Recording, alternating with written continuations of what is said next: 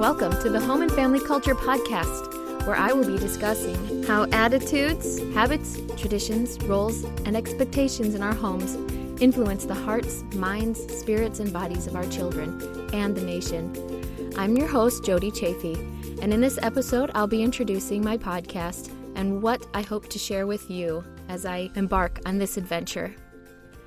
So what is family culture? Every home has a culture, whether we know it or not, or whether we create it intentionally or not. A culture is basically what we default to, the precedents and the expectations, and our homes have a culture. It could be that we unwind by coming home and turning on the TV, or sitting down and reading a book, or going outside for a walk or a hike in the woods near our house, or maybe listening to books or listening to music, or doing chores together as a family, or fighting about chores as a family.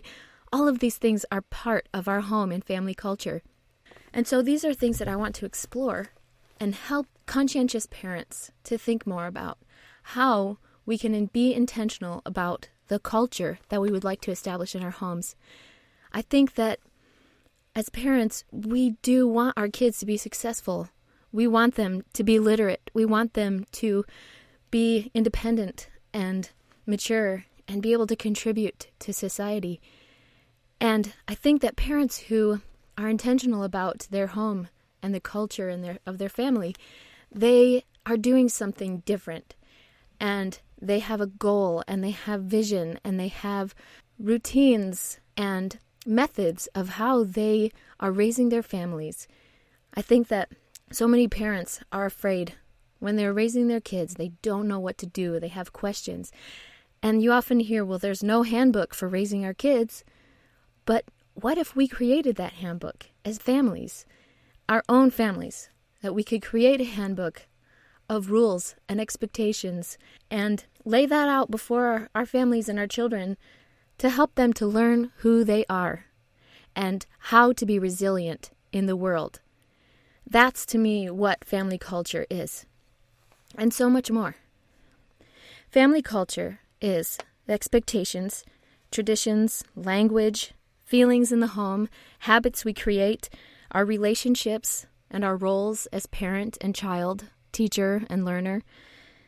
It's about our priorities, our skills as families, practices around something valued as important. It's our mission. What do we visualize for our families and for our children? Where do we see them going as adults? It's the mantras that we recite. It's our hope. It's our faith, our family history, and the stories that we develop in our families. It's religion, and it's cultural and ethnic expectations as well. It's our values, and it's our morals. All of these things contribute to our family culture. Why do I think that family culture is important? There are so many reasons. When we're conscientious about our family culture and the language and the feelings that are in our home and the rules and the habits that we're establishing to help guide our children, we create resilient kids. It gives family a purpose and direction. It allows and establishes unity and standards and a precedence for how to behave. When we teach our kids manners and expect them to behave a certain way and to be kind and to be compassionate with other people, those things begin in the home. It gives individuals purpose and direction and standards and integrity and resilience. It establishes our identity. When we have a culture in our home, we know and have an idea of what we do and how important our choices are because we know who we are and where we've come from. I read this article once called The Stories That Bind Us. And I thought I'd read it originally in the Reader's Digest, but it said here, I found it on New York Times. And it was really interesting because it talked about how to create resilient kids and resilient families. Because more and more families and parents are scared. And we don't know how to discipline our kids, how to treat them when we have differences, and how to guide them towards becoming something. And so this article was really interesting, talking about how Our family stories are what create resilient kids. And they talked about an example of a commander, David G. Smith, and he was the chairman of the Department of Leadership, Ethics, and Law at the Naval Academy. And what he would do was he would advise graduating seniors to take incoming freshmen on history-building exercises, like going to the cemetery to pay tribute to the first naval aviator or visiting the original B-1 aircraft on display on campus. The author quotes Dr. Marshall Duke, psychologist at Emory University, giving advice about how to help create resilient kids, and he says that he recommended that parents pursue similar activities with their children. Any number of occasions work to convey this sense of history. Holidays, vacations, big family get-togethers, even a ride to the mall. The hokier the family's traditions, he said, the more likely it is to be passed down. These traditions become part of your family, Dr. Duke said. Decades of research have shown that most happy families communicate effectively, but talking doesn't mean simply talking through problems, as important as that is. Talking also means telling a positive story about yourselves. When faced with a challenge, happy families, like happy people, just add a new chapter to their life story that shows them overcoming the hardship. This skill is particularly important for children whose identity tends to get locked in during adolescence. The bottom line, if you want a happier family, create, refine, and retell the story of your family's positive moments and your ability to bounce back from the difficult ones. That act alone may increase the odds that your family will thrive for many generations to come. I want to read that again. The bottom line, if you want a happier family, create, refine, and retell the story of your family's positive moments and your ability to bounce back from the difficult ones. That act alone may increase the odds that your family will thrive for many generations to come. Dr. Duke is talking about family culture. It's our traditions. It's our habits. It's the way that we communicate and talk to one another and interact with one another and value one another. And it's understanding our roles and our identities and who we are. When we know our family history, we understand where we're coming from, and that creates resilience in our kids. So that's talking about family history, genealogy work, and all of those things will help kids to create that resilience. Family culture gives couples purpose, direction, standards, and precedents. I'm not saying that couples don't have a purpose just in being. I think that every couple, every marriage, every family has a purpose, but when you are intentional about your family culture, there's more. You have a greater purpose. I learned this lesson on my mission as I was a missionary for the Church of Jesus Christ of Latter-day Saints several years ago. And I served my mission in Hawaii, mostly among the locals there and also students at the Brigham Young University in Hawaii. And just to tell you this story really quickly, my missionary companion and I, we had dinner with this couple, and they were from 2 different countries. And I think that it's beautiful to have interracial couples. I have to say that up front. But this couple was having a really hard time with it because they'd come from a meeting on campus or a conference, and the speaker was actually discouraging the students from entering into an intercultural marriage. And it really upset this couple because the person speaking was in an intercultural marriage. So they were upset for good reason. And we noticed that there was a lot of contention in their marriage. They just had 2 different backgrounds, and their expectations about what husband and wife should do were different. And it was really upsetting to my companion and I. And we just left the home feeling really upset and disheartened a little bit. And I was feeling upset because even if you don't enter into an intercultural marriage, you have different culture just coming from 2 different families. And that's the bottom line. Not that it's a problem that we come from different cultures, but knowing what to do about it. So I went and I talked to a senior missionary elder, and he He was a senior, and so he's experienced, and I knew he would know the answer to this question because he was from Tonga and his wife was American, and obviously they'd been married for a long time, and so they'd figured something out. So I went to him and I asked him, how did you do it? What are you doing to make your family work? And I'll never forget what he told me. He said, you forget about your culture, where you come from, and you adopt the church culture as your family culture and your married culture. I'm not saying that we need to completely forget about where we come from. I mean, this elder came from a beautiful country with a rich heritage, and I'm sure they held on to a lot of their customs. His advice has stuck with me. Now, whether you come from a church or not, I believe that when we as families are unified in what our culture should look like, then we can be resilient. And so I loved that experience, and I'll never forget it, and has definitely helped me in my own marriage and in my family to have something to fall back on and something that we all can agree on so that we can develop our family culture.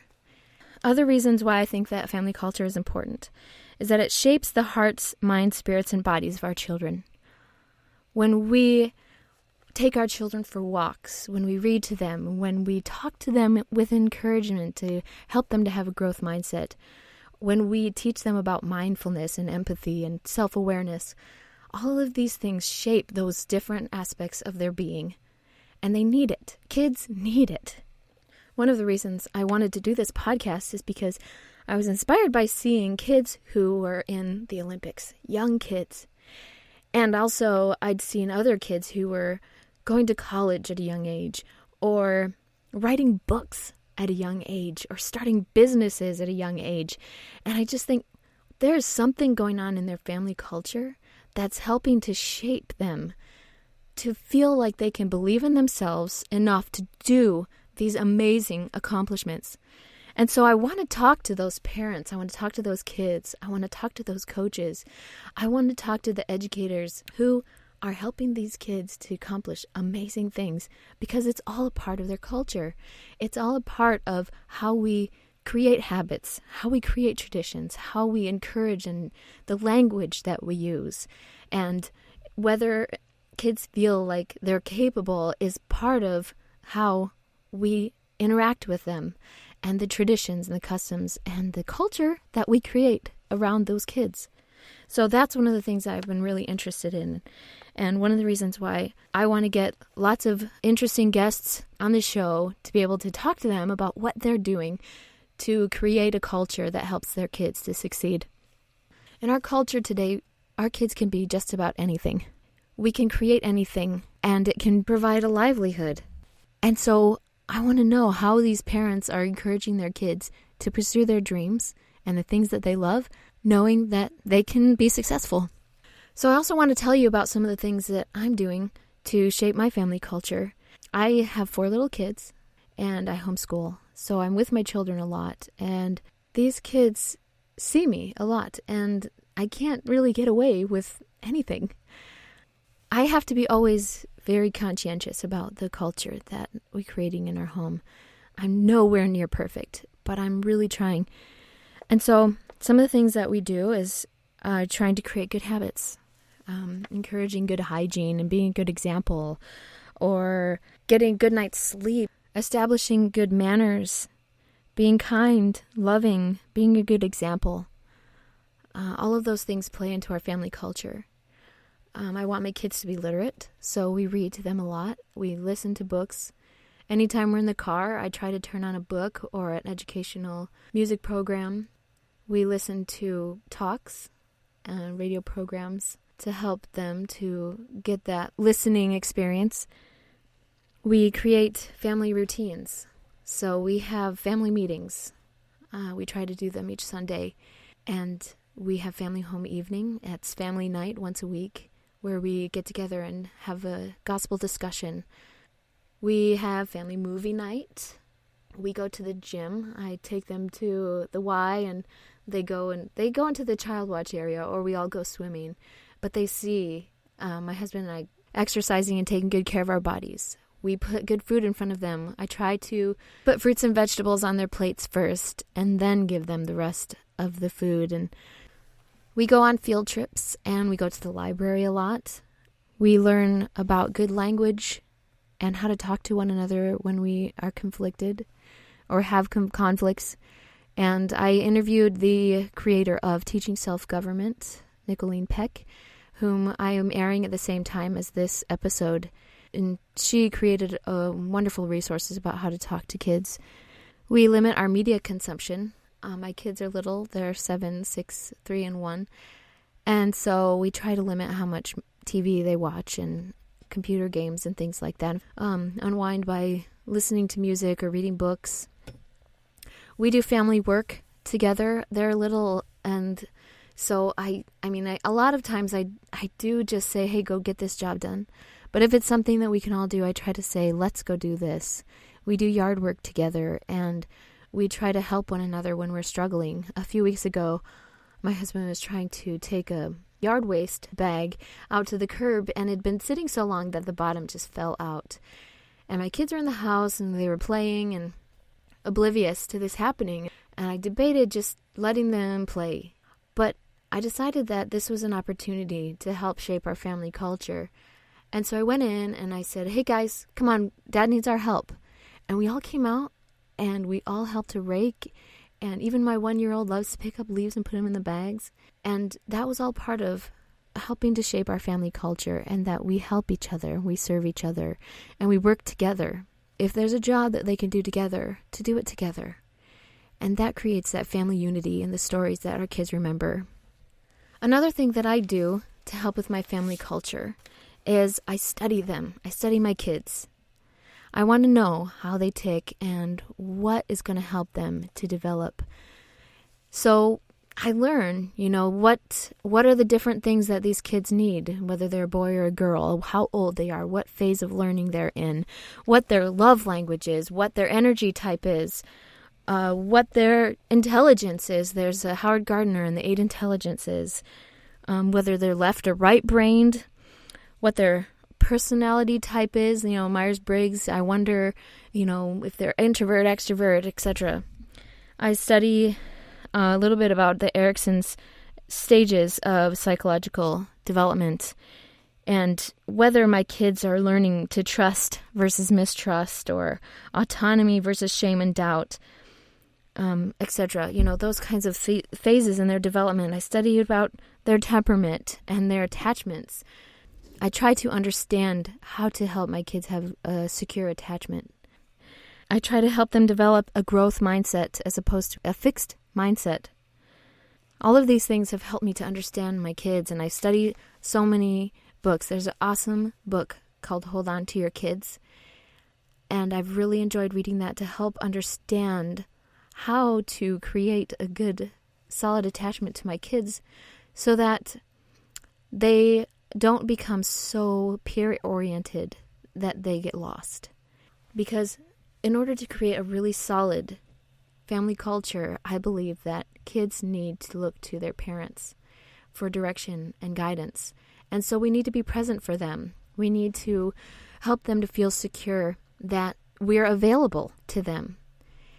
And that's part of our family culture, to be available to our kids and be able to have a listening ear and making eye contact, putting down our phones, turning off the TV, and listening and talking to our kids. So, what I'm hoping to accomplish from this podcast is that I'd really like to help families become aware of their family culture and what they're doing to establish their family culture and to become aware of those things that are not what they want in their family culture. I hope to provide resources that will help in guiding parents and kids to play an intentional role in developing their family culture. I'd like to support parents in raising resilient kids who work toward developing their purpose and mission in life. There are so many potential topics that I want to talk about, and I hope that as you come along on this journey that we'll be able to learn more about how to create a family culture around roles that we play as parents and children. Our math and music and reading and family work and chores, our religious culture, athletic culture, homeschool culture, family meetings, language, nutrition and body image and fitness, raising girls and raising boys, morality, developing good habits, compassion and empathy, and media and entertainment, all of these things that play a role in our family culture. So thank you for listening, and I hope that you'll enjoy being a part of this journey with me, and I hope that it's beneficial to you.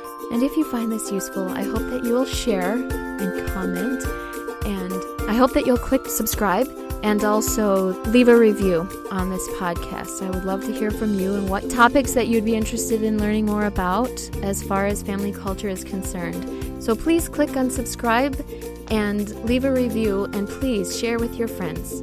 Thank you so much.